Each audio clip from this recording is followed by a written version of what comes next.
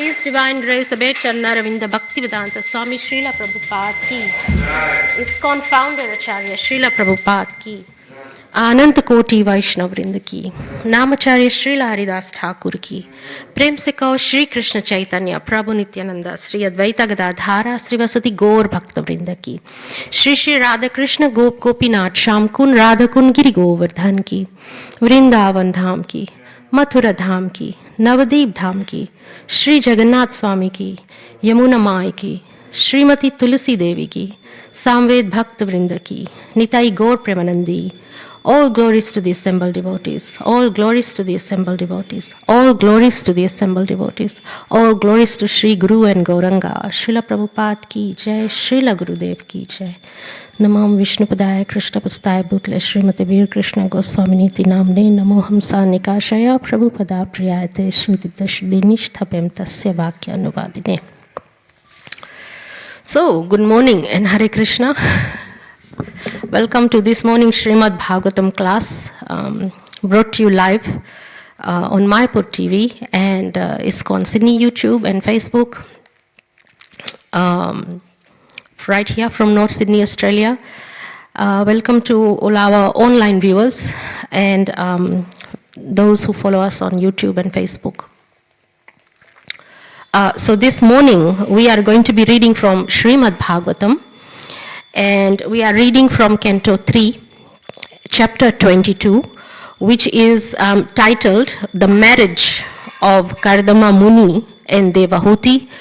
And the text we are going to be reading from is text 8. So, Om Namo Bhagavate Vasudevaya. Om Namo Bhagavate Vasudevaya. Om Namo Bhagavate Vasudevaya. Narayanam Namaskrityam Naram Chaiva Narottamam Devim Saraswatim Vyasam Tato Jayamudiraye Nasta Prayashu Abhadreshu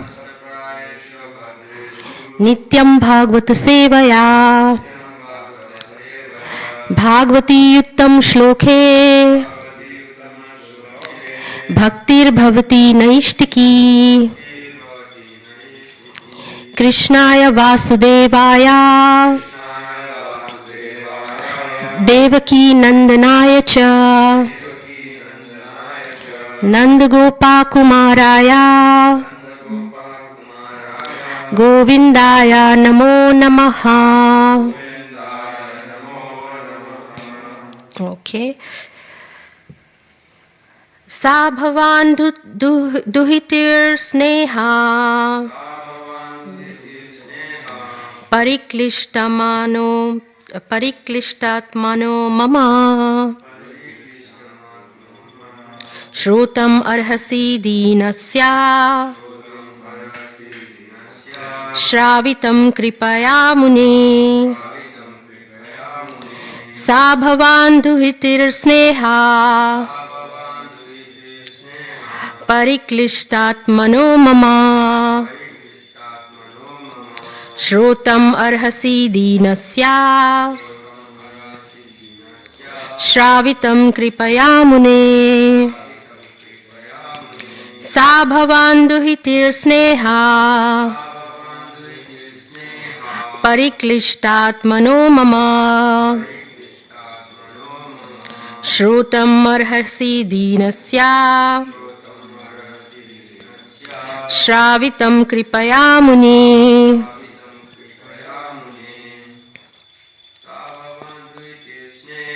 Sa bhavan duhitir sneha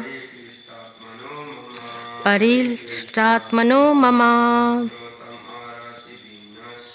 Shrotam arhasi dinasya Shravitam kripaya muni. Okay. Yeah, how are you doing? This class is Not very good. If you have a phone, you can go Vedabase and then SB, but it's all right. It's all right. Okay, we'll read this translation. So these words and the meaning. Sa, yourself. Bhavan, your honor. Dutir sneha, by affection for my daughter. Pariklishta atmanaha, whose mind is agitated. Mama, my. Shrotum, to listen. Arhasi, be pleased. Dinasya, of my humble self. Shravitam, to the prayer. Kripaya, graciously. Mune, O sage. So we've got the translation and the purport by His Divine Grace, A.C. Bhaktivedanta Swami Srila Prabhupada ki jai. So the translation reads for this verse for this morning. O great sage, graciously be pleased to listen to the prayer of my humble self, for my mind is troubled by affection for my daughter. So we can all repeat, O great sage, graciously be pleased to listen to the prayer of my humble self, for my mind is troubled by affection for my daughter. Okay, so the purport. So this is further explained by Srila Prabhupada. When a disciple is perfectly in consonance with the spiritual master, having received his message and executed it perfectly and sincerely, he has a right to ask a particular favor from the spiritual master. Generally, a pure devotee of the Lord or a pure disciple of a bona fide spiritual master does not ask for any favor, either from the Lord or from the spiritual master. But even if there is a need to ask a favor from the spiritual master, one cannot ask that favor without satisfying him fully.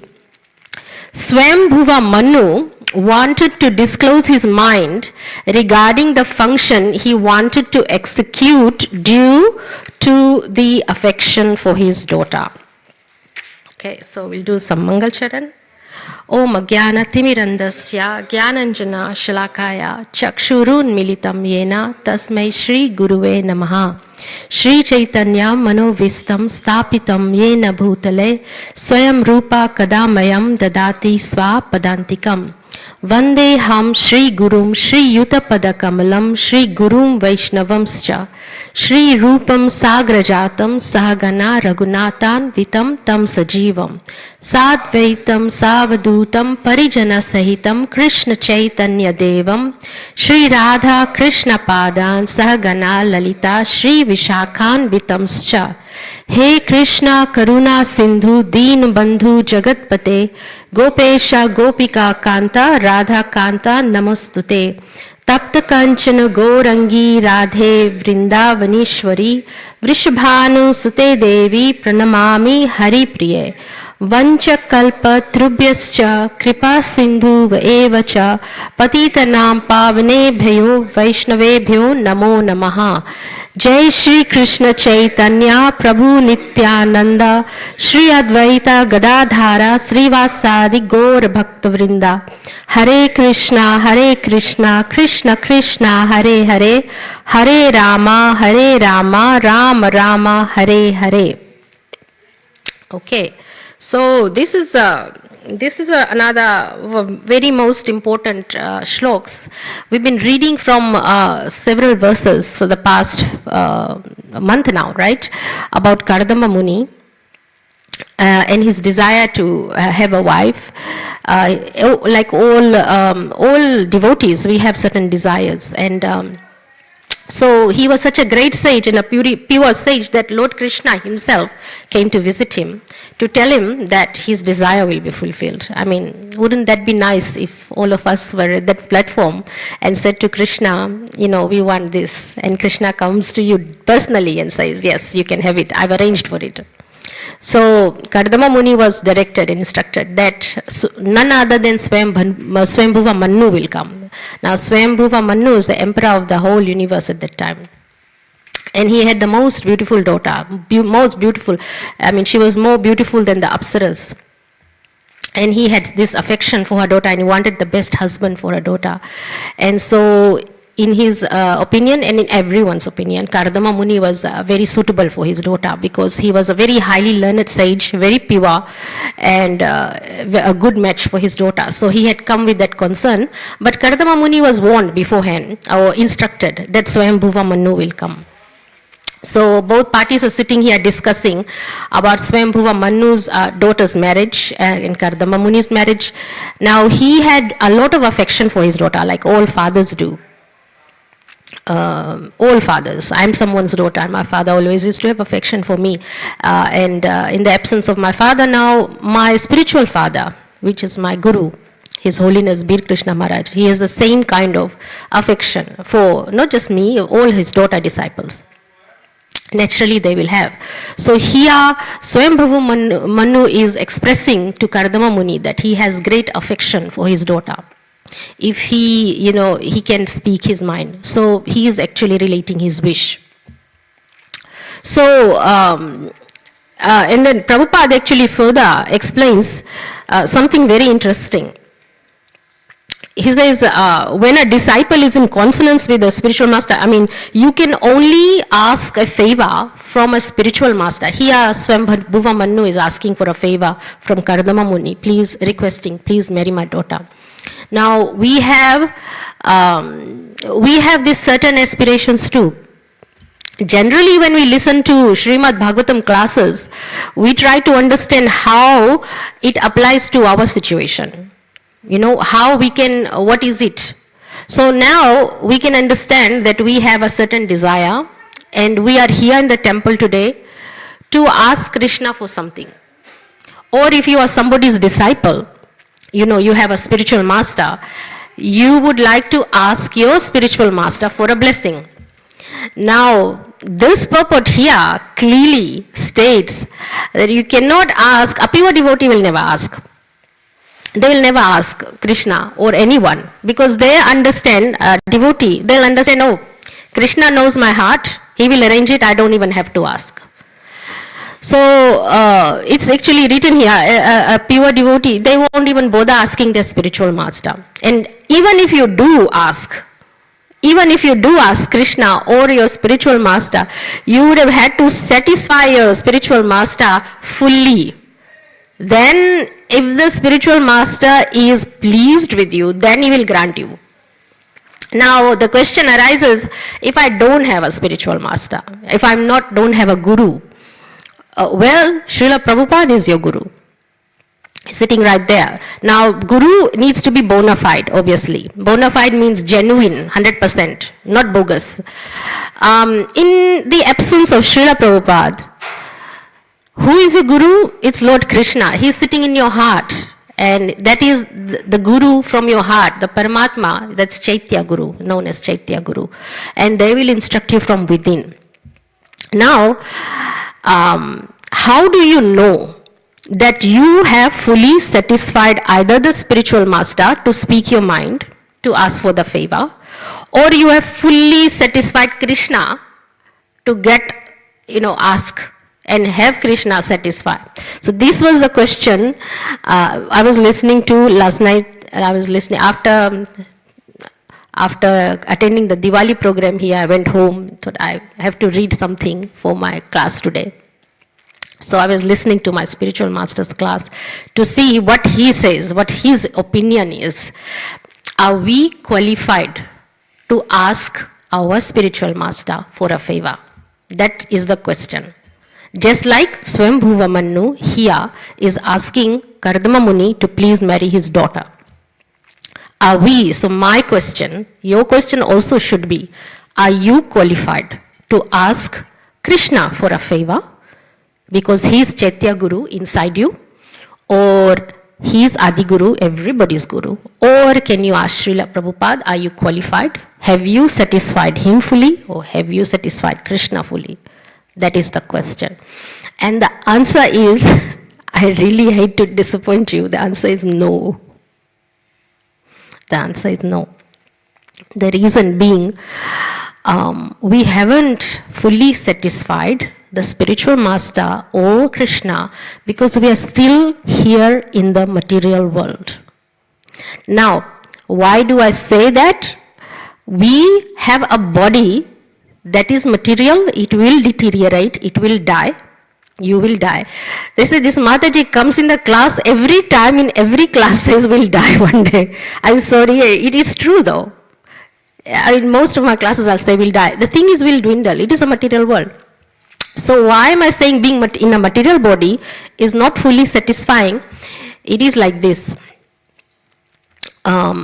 If you are fully surrendered to Krishna, you are pure devotee, you will be with him in the spiritual world, in the spiritual body. So that means you have done away with your material desires and then qualified yourself to go there with Krishna in the spiritual world. So the chances are we are still here, we have some karma, some material desires, some stuff to work through. That's why we are here. That is the reason. So we haven't fully satisfied Krishna yet. So Rupa Goswami says, Srila Rupa Goswami says, like many of us will aspire to be devotees of Krishna, and out of those many people, only one will actually do things right from the heart. That will qualify them to be a pure devotee, only one. And out of that one, even he will not understand fully Krishna, who Krishna is, what Krishna is, how to satisfy him. So then my question then becomes, if we are not qualified and we don't have a chance, what are we doing here, and what's the point of actually doing bhakti? If our chances of success is very less. So what is the point? So in that class, my guru said, even though Srila Rupa Goswami said our chances are less, by the mercy of Srila Prabhupada, fortunately, by the mercy of Srila Prabhupada, we can actually qualify in this life to become pure and get to that stage where we can fully satisfy Krishna or the Guru. Yes, Prabhu. Just wanted to ask. Yes. When you meditate. Yes. And in your meditation, if you can actually be called to his bhavan. Yes. What does that mean then? Because that time you're not your physical self, you're your spiritual self. Right? Yes. So if he allows you to connect that way, what does that mean? That is a good question. Prabhu is saying, if you're in meditation and you get a calling from within to come and serve, to come to the temple, that is something that I just mentioned in the beginning of the class. That's Chaitya Guru. That's Krishna, the Guru, who is instructing from within you, whether it is in your meditation or in your prayers, to come to the temple. It is your calling. To like his place where he's on lotus and everything. Yes, he is actually calling you so that you can progress in your spiritual life and come to that stage where you can reach him. Because let's face it, the only way you'll reach him is after you leave this body. Yes. So you have to live. Yeah. So we can't. But we are in the practice. So we are actually practicing. This is our practice. This is our, how should we say, like a classroom we are learning. But we have to perfect ourselves through the instructions of a bona fide spiritual master. Then we can get there. So my question is then, how can we get there? We have decided this is our calling. We have decided, some of us, to get initiated. Some of us are meditating, aspiring. Now, what is it that we have to do to become better and better and better to the point of perfection? What is it? So, my guru says, hearing. That is what we are doing right now. We are listening. right? My recommendation, personal, is that we listen to somebody like Srila Prabhupada, because he is 100% bona fide. Srila Prabhupada's classes are like maybe 20 minutes or half an hour, not even half an hour. It just goes 20 minutes, 25 minutes. But in that 20 minutes is fully charged, 100% bhakti. You can get there just like that, just by listening to Srila Prabhupada. Yes, he's on YouTube. Many of his classes are on YouTube. You can even get someone to download it from you if you're in the temple, they have. My guru gave me his entire library when I asked him for a Srimad Bhagavatam class. He gave me his whole library. You ask for a drop, he gives you the ocean. So Srila Prabhupada's class are the best that you can get on this planet. And then if you are not fortunate enough, or somehow you cannot get his classes, in other words, hearing, right? We're talking about hearing, how to perfect yourself. They are Srila Prabhupada's disciples, which happens to be my guru and other disciples around the world. They represent Srila Prabhupada. So my guru's recommendation was that we satisfy our guru. How do we satisfy our guru? What makes our guru, what makes Srila Prabhupada satisfied? What will make my spiritual master satisfied? Well, fully satisfied. First of all, hearing. Secondly, chanting. Those two are given. Thirdly, we aspire to, now this is important, we aspire to serve from the heart. In other words, it's not artificial. It's not something that is artificial. You cannot do it externally. So you think, I'm trying, but how can I do something from my heart? Now that comes with love. Love for Krishna, or love and respect for the Guru. Now you've got to cultivate that. And there are many devotees, by the way, and it's nothing wrong, because there are many devotees who are struggling to do things from the heart. Because they're automated, they're robotic, they're doing the, whatever is needful. They do all the regulative principles, they do everything automatic, but it's not, they say it's just we're not feeling it. We're not feeling it, it's not from the heart.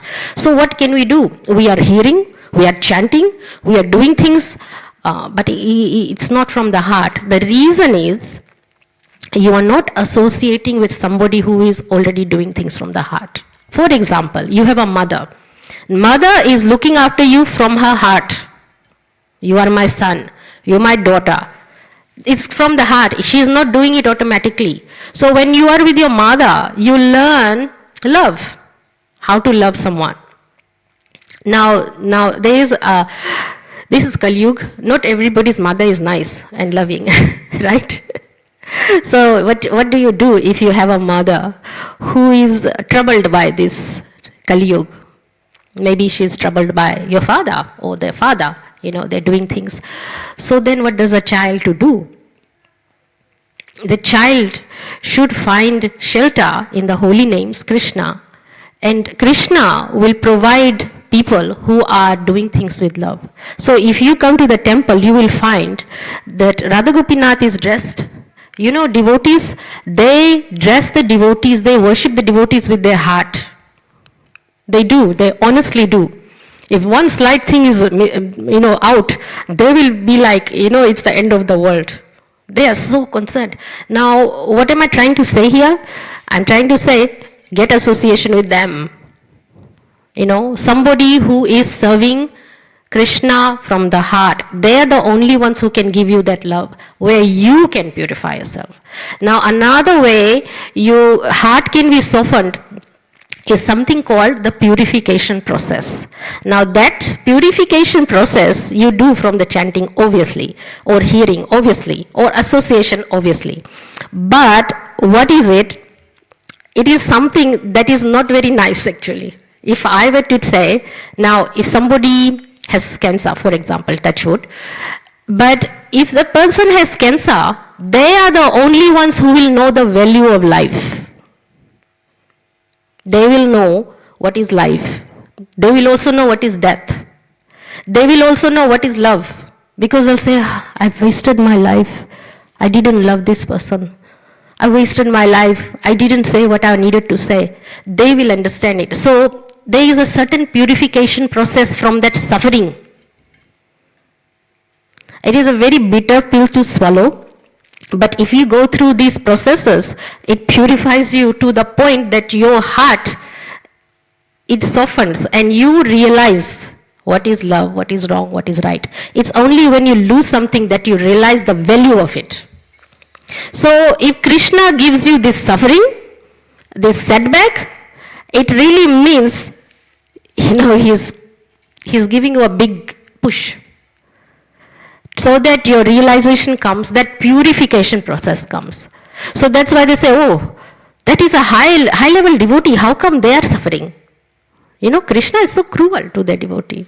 Actually, Krishna is not cruel. He's bringing, the purification, that heart, the serving from the heart. I actually personally made it a rule from the beginning. This is my way of looking, my perspective. We don't have to follow it. But whatever service I've given to Krishna right from the start, coming to the temple, I started off from making laddus for Krishna, and then I went on to paraphernalia over here. I used to drive from Randwick just to, wash the Prabhupada's cup, and those aarti, the way you put the incense, that one, and those hand washing utensils there, I used to wash it. I started from that. And then I slowly moved to Krishna's kitchen, and I used to cook for Gopinath 24/7. Every day I used to cook for 2 years. Even though I was working full time, I'd still come and cook the last meal of the day. So my point is, everything that I did, I never asked for any money, for any service. That is my rule, my standard, the way I do things. The reason was that I don't want to do business with Krishna. I do this, so you give me that. No, I'd rather do things for Krishna that I can. And it is small, it's not big. Washing the, things in my mind, it's not. But I never asked for anything. And that actually increases the love, just like a mother never asks. So that is the whole lesson for the class actually, in a nutshell.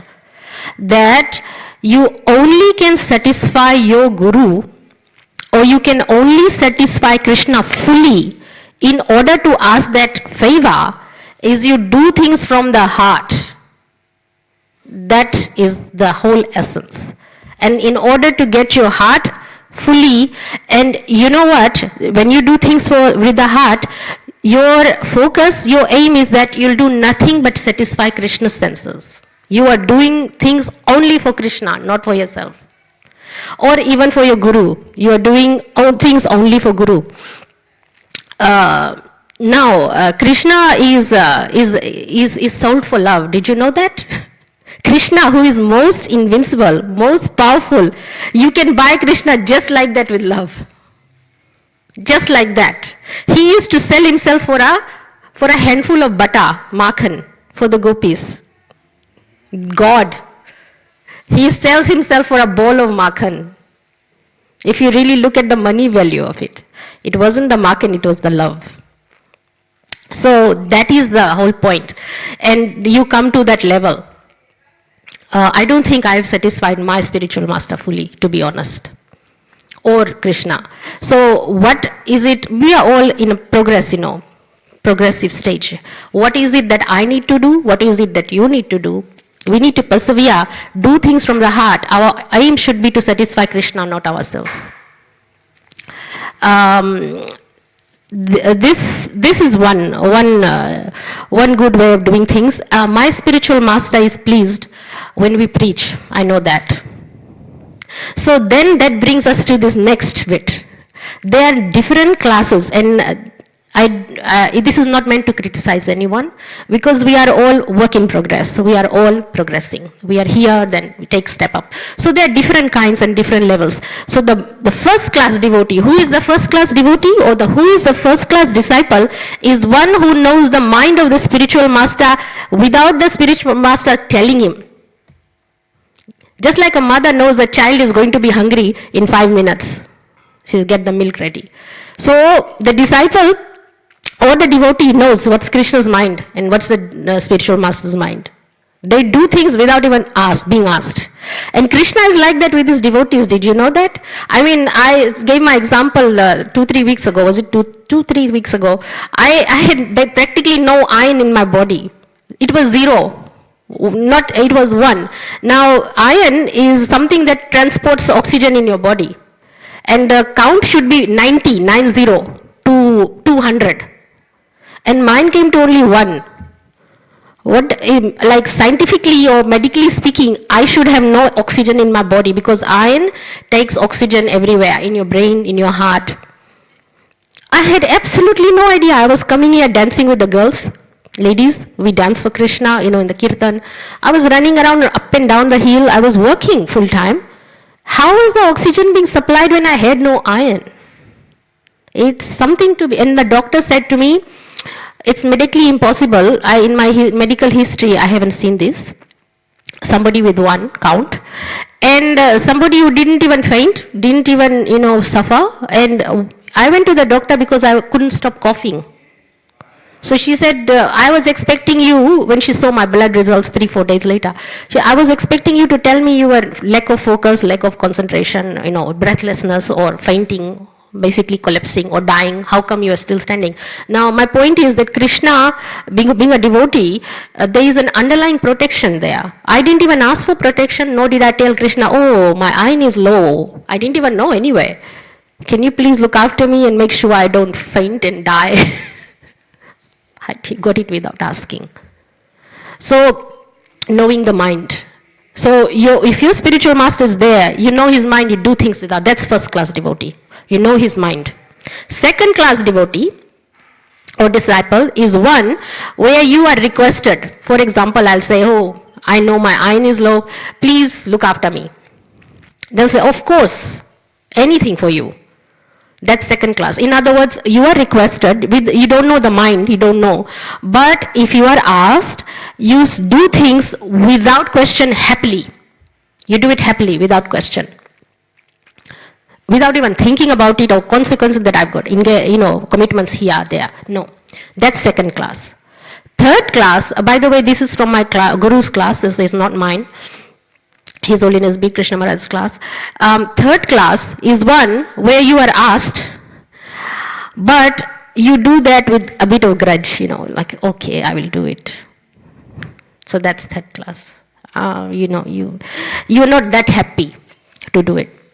So you have to judge yourself how much of Krishna. Like the gopis, they would do anything for Krishna. They wouldn't even think twice, and they don't expect. So, you can rate yourself like that, third class. And then my Guru said that 10th class, in other words, not 4th, not 5th, not 6th, 10th class devotee or 10th class disciple is one where you ask them, can you do this? And they'll say, I'll do that later, next year. What's the point of doing it? I'm not going to do that now. In other words, you refuse not to do it. Now, what other things can satisfy your spiritual master? We are under oath because we've taken initiation, follow the 4 regulative principles. In other words, no gambling, no meat eating, no intoxication, no drugs, no illicit sex life. So we are clean and green, in other words, and we chant our rounds. So if you fail to do those things, then obviously the spiritual master is not pleased. In that regard, he told us, this is from his class last night, by the way, so I'm not making anything up. He said, he was in a school and there was a story. It was called the Scarlet Letter. And the Scarlet Letter was the story, and they used to do this drama, where if somebody does something wrong, then they have to put a sign on their forehead and walk around and say, I've done this bad thing. So everybody knows. So the Scarlet Letter was one where this lady was unchaste and she did something wrong. She cheated on her husband, which is called adultery. So the Scarlet Letter was that she had to wear red letter A because she had cheated on her husband and walk around. In our Indian, they say they make the face black, Hare Krishna, and you walk around. Now, that is wrong thing to do. So, unchaste lady, adulteress. So he made a joke. He said, that how can we apply that to our situation? He said, if you are, say, drinking, you drank. You're not supposed to drink, but you drank. He said, what is this famous beer in Australia? Actually, I don't know. I know Fiji because I'm from there. Fiji has Fiji Bita. What's a famous beer here? You don't know? Victoria Vita, VB. Maybe. Okay, Victoria Bita, let's take it. So he said, put this, beer on the head and make them come to Mangal Aarti and show everybody that you've taken a beer. Or put a big letter G that I gambled, G for gambling, and show your face to everyone. The whole point being, don't do those things. That will not please the spiritual master. That will not help you in your progress, and the thing is, something like adultery, you're cheating on a good husband who's, paying for your life, or your wife, it can be anything. Why do it? What for? For 5 minutes of fun, but you kind of lose a lot of points. You still stay in the material world. Next life is going to be one of a dog, because dogs do those things. Be very careful. So how to please? My whole point is how to please Krishna, the spiritual master. So he made the joke. At the end of the day, we follow and we try to please the spiritual master. And I think we still have ways to go. We try, we endeavor. The best thing to do is hearing, chanting, association, follow the rules. You cannot go wrong. And come to that stage where Lord Krishna fully comes to you. Now, these rules don't apply to Krishna, by the way. So I've got a very interesting story of Lord Krishna, what he does. He can please himself and do anything. So this is what he does. There's a story. Oh, by the way, before I even tell the story, it is a Govardhan Puja day today, by the way. Maybe I should say a little bit about that. So today is the day that we worship Govardhan. And Govardhan is the hill which Lord Krishna picked on his little finger. Because Lord Indra was thinking he's great. And what is this little boy cowherd, who is he? Yeah, he's God. So he was testing, Krishna. He can't test Krishna. Who can hold for 7 days and nights in a little finger, pinky finger, for 7 days, one big hill? If you can lift this phone for 7 days on your finger, can you do it without shaking? You can't do it, not even a little phone, and he did that to a big mountain. So in those days, Govardhan was quite large. Very big. It's it's deteriorated in size now over the years, but Lord Krishna held that. And Govardhan Hill is actually a manifestation of Lord Krishna himself. That hill, did you know that? It's not just any ordinary hill. It's Lord Krishna. His name is Govardhan Giriraj. He had instructed the Vrajvasis, the residents of Vrindavan, to give offerings to the hill, Govardhan. What can a hill, like an ordinary hill, can they eat? But this hill was eating everything. And not only eating, he was saying, more, give me more. Anyor. And actually there's a village in India, if you've been there, it's called Anyor. Govardhan is Anyor. I went there. I almost got bitten by a snake there, actually. I almost died. Well, I didn't know if that snake was poisonous or not, but this sadhu, the window was down in the car and he wanted milk for his snake. It was a white snake. And he brought it and he stuck it right inside the car. And I didn't even know. I was sitting there in the passenger seat looking up, and then suddenly there was this snake right at my neck with the tongue sticking out. I was like, where did that come from? And the sadhu, I thought, oh my God, the snake's going to bite me if I don't give him milk, money for his milk.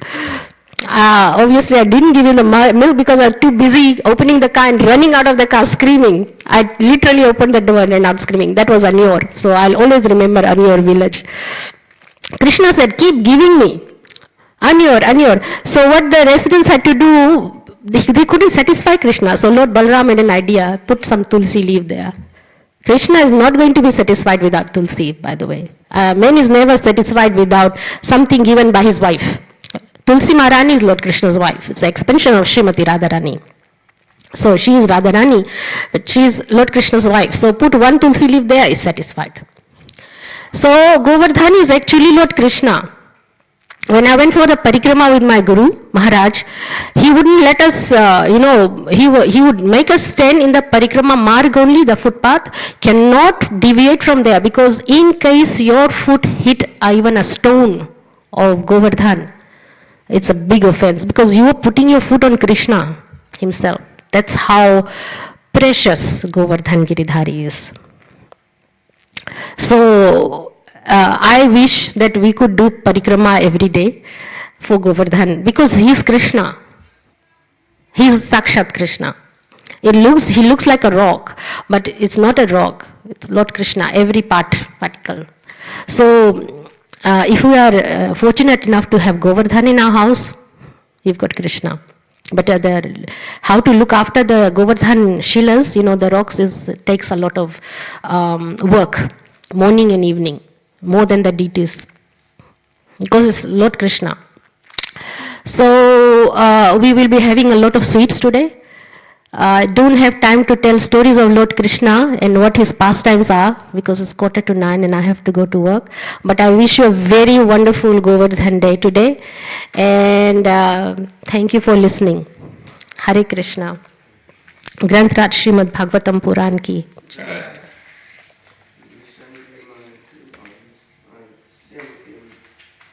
Hare Krishna, jai. Gurudev ki jai. Srila Prabhupada ki jai.